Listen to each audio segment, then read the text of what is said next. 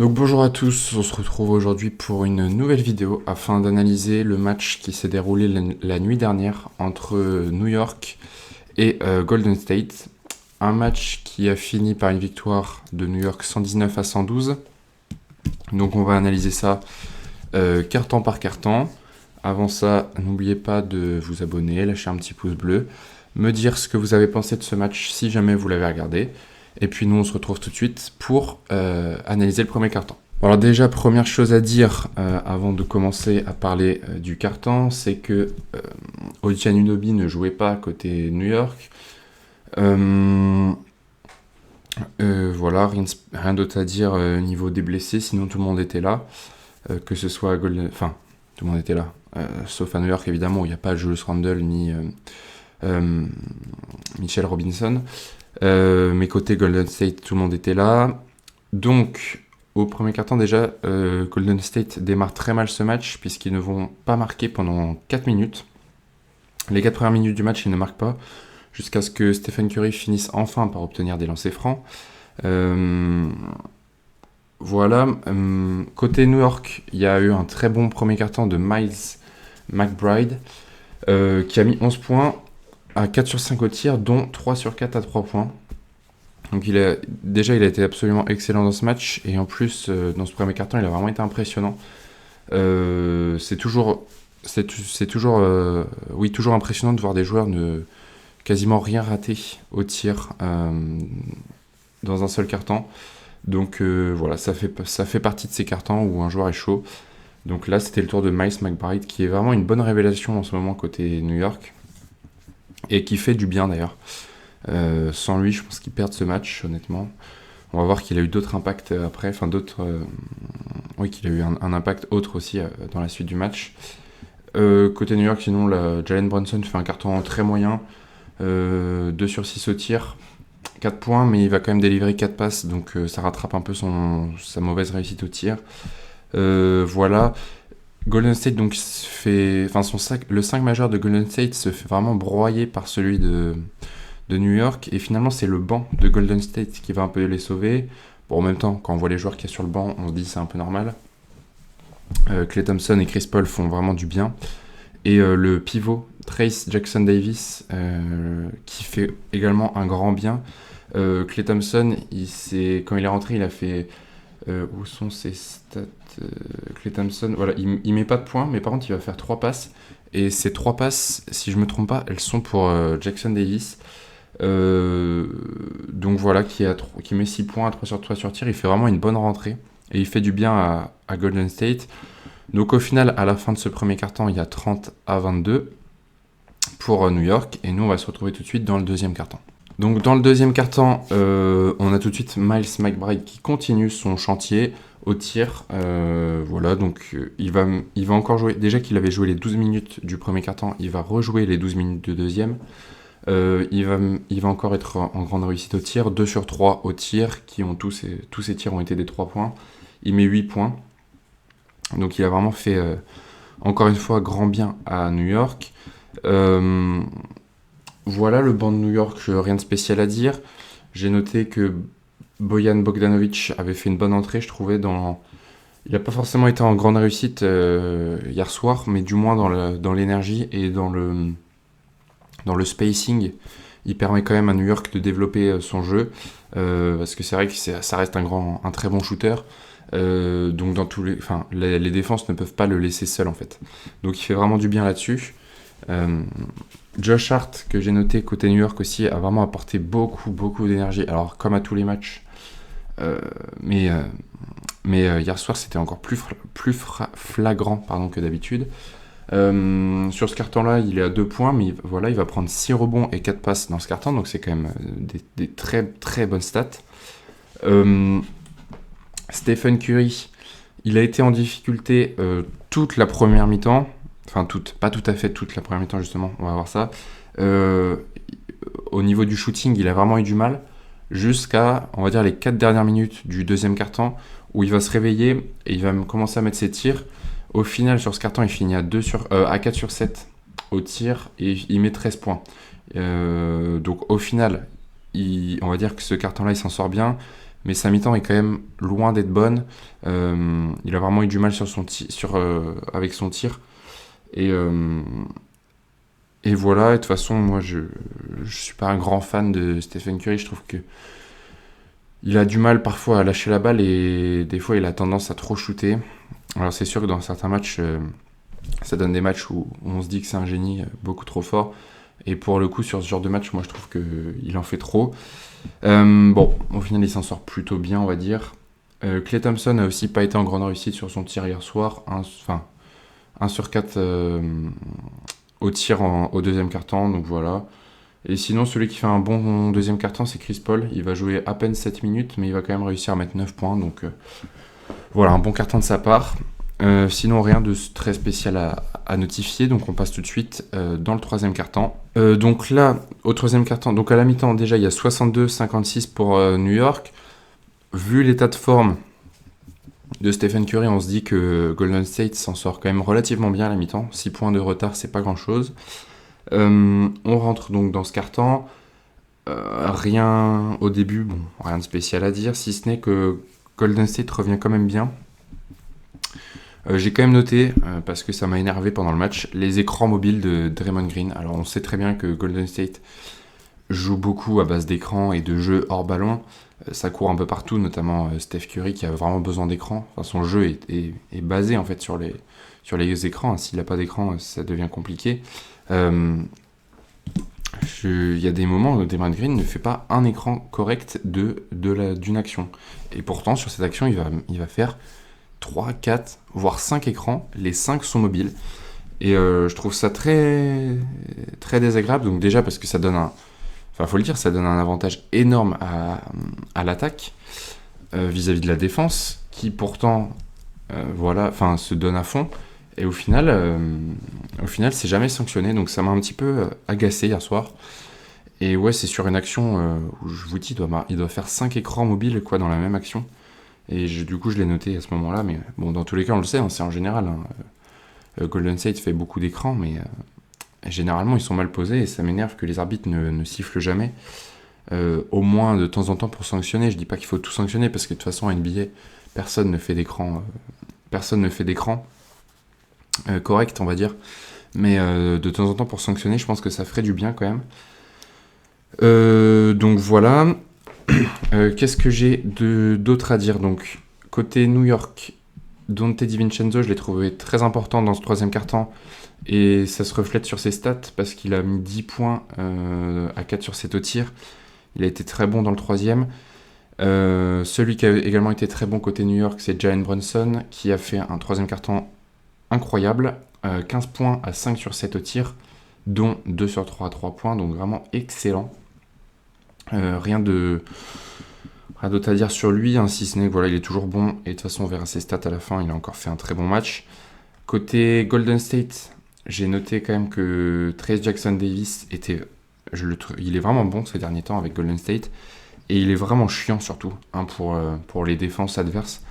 Parce qu'il est vraiment très important au rebond offensif. Il va mettre quelques points d'ailleurs grâce à des rebonds offensifs dans ce quart-temps. Et la preuve, c'est que là, sur ce quart-temps, il a 3 rebonds. Et ces 3 rebonds sont des rebonds offensifs. Donc absolument excellent. C'est dans ce troisième quart-temps qu'il y a un moment chaud quand même pour New York, puisque Golden State va vraiment bien revenir, sous l'impulsion cette fois-ci d'un bon Steph Curry qui a moins forcé ses tirs, et qui au final s'en sort avec une bonne réussite, 3 sur 5 au tir. Il va prendre que 2 tirs à 3 points, donc voilà. Il va mettre 7 points, et je l'ai trouvé meilleur dans ce troisième quart-temps, plus impactant en fait. Et du coup, il gâche moins les actions des autres parfois, donc j'ai trouvé ça bien. Klay Thompson s'est aussi bien réveillé au scoring, dans ce troisième quart-temps au scoring, 3 sur 4 à 3 points. Donc au final, Golden State revient dans le troisième avant de se refaire un petit peu distancer, parce que vraiment Jalen Brunson finit très très bien le quart-temps et redonne un peu d'avance à New York. Et donc on se retrouve tout de suite pour parler du dernier quart-temps.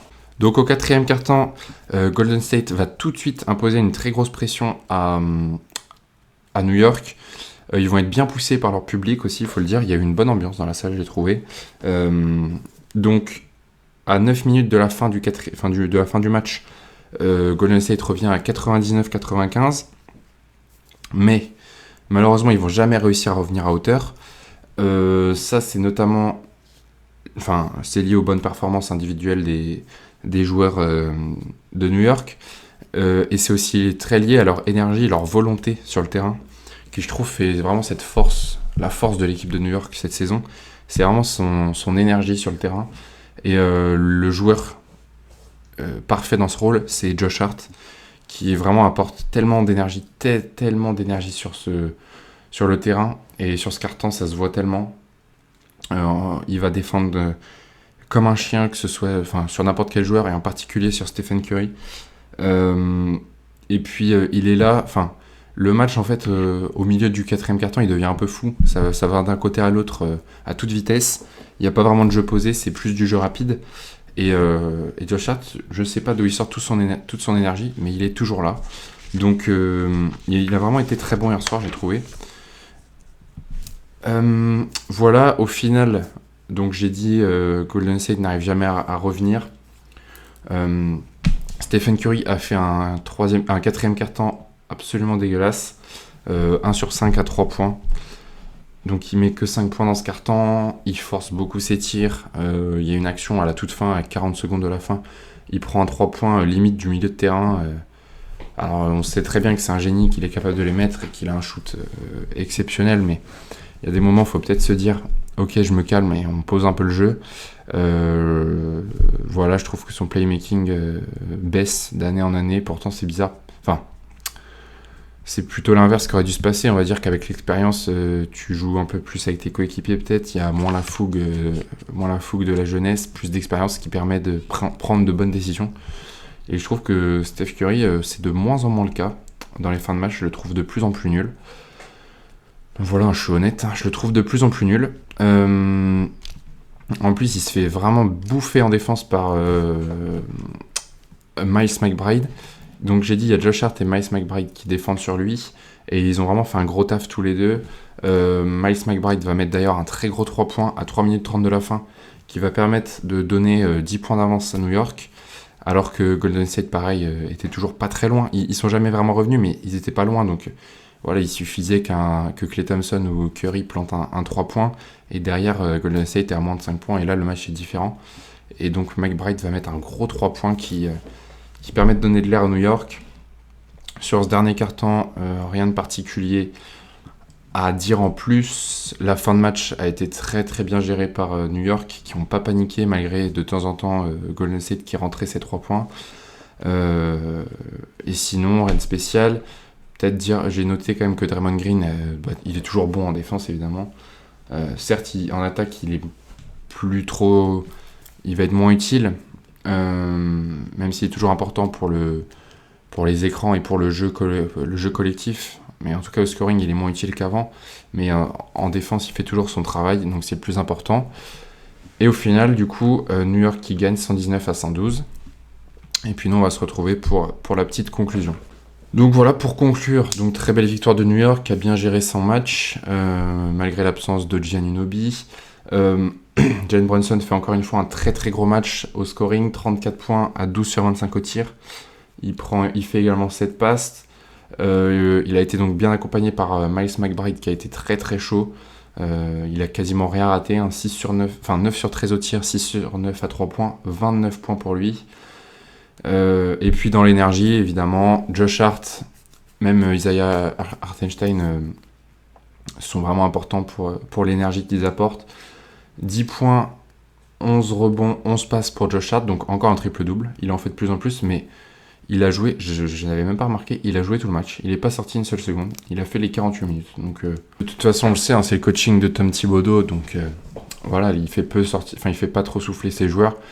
Mais voilà, en tout cas ça a marché pour ce match, du moment qu'il se blesse pas on va dire c'est bon. Côté Golden State, niveau des stats, au final Stephen Curry, je l'ai pas trouvé il a pas été très très adroit au scoring, au tir 8 sur 20, mais au final il s'en sort quand même avec 27 points, donc au final il fait un match correct, 5 passes, 5 rebonds pardon. Klay Thompson a aussi fait un bon match, 18 points, et Trayce Jackson-Davis a fait un match que je trouve excellent dans l'impact et dans les stats. Il est à 9 sur 9 au tir, 19 points. Aucun raté pour lui, donc ça c'est quand même assez rare. Et c'est très bien, je trouve que Golden State ait trouvé un joueur comme ça. S'il continue sur sa lancée, ça peut donner un bon... Enfin, c'est un bon élément à garder pour Golden State. Donc voilà, très bien. Et puis on se retrouve pour le point classement tout de suite. Bon, alors commençons par parler de Golden State, qui est 10e du coup de la conférence Ouest. Donc vraiment la dernière place du play-in. 35 victoires, 32 défaites. Ils ont encore 3 victoires d'avance sur Houston, mais attention parce que Houston sont vraiment sur une très bonne lancée en ce moment. Ils sont à 5 victoires d'affilée là. Donc attention que Houston ne revienne pas trop quand même. On va dire que c'est un match prenable pour Golden State, donc c'est un petit peu dommage de ne pas le prendre. Ils auraient pu profiter des blessés de New York, mais ils ne l'ont pas fait, donc tant pis pour eux. Bon, dans tous les cas, Golden State risque... Enfin, il y a de grandes chances qu'ils finissent dans le play-in. Je les vois mal en sortir quand même. Dans tous les cas, ce sera compliqué pour eux ensuite d'aller en play-off, mais bon, s'ils restent dans le play-in, déjà c'est pas mal. Et pour New York, belle victoire qui permet de reprendre une victoire d'avance sur Orlando, une victoire d'avance et même une défaite d'avance, donc ça c'est pas mal pour eux. Ils sont à 4 victoires d'affilée là, et en plus je crois qu'ils sont sur un road trip actuellement. Et c'est la plus longue série de victoires sur un road trip cette saison, il me semble, par une équipe. Donc c'est pas mal. Ils sont vraiment sur une bonne série malgré l'absence toujours de Julius Randle, de Mitchell Robinson et le retour. Il est revenu un petit peu, mais il joue pas autant qu'avant d'OG Anunoby. Jalen Brunson est vraiment sur une autre planète en ce moment. Là, il a des grosses stats. Il a été élu joueur de la semaine d'ailleurs la semaine passée. Donc ça vient récompenser un très bon niveau de jeu de sa part qui permet à New York de bien jouer. Je pense qu'ils vont rester à cette 4e place. Je les vois mal descendre. Je pense qu'Orlando va quand même... les classements vont rester comme ça. Je les vois mal passer devant Cleveland, même si on ne sait jamais, mais bon. Ils seront autour de la 4e place dans tous les cas. Donc voilà, et écoutez, moi en tout cas, je vous remercie de m'avoir écouté. Je vous laisse me dire ce que vous avez pensé du match si vous l'avez regardé. N'oubliez pas de vous abonner, lâcher un petit pouce bleu. Et moi, je vous dis à bientôt pour une prochaine analyse. Ciao!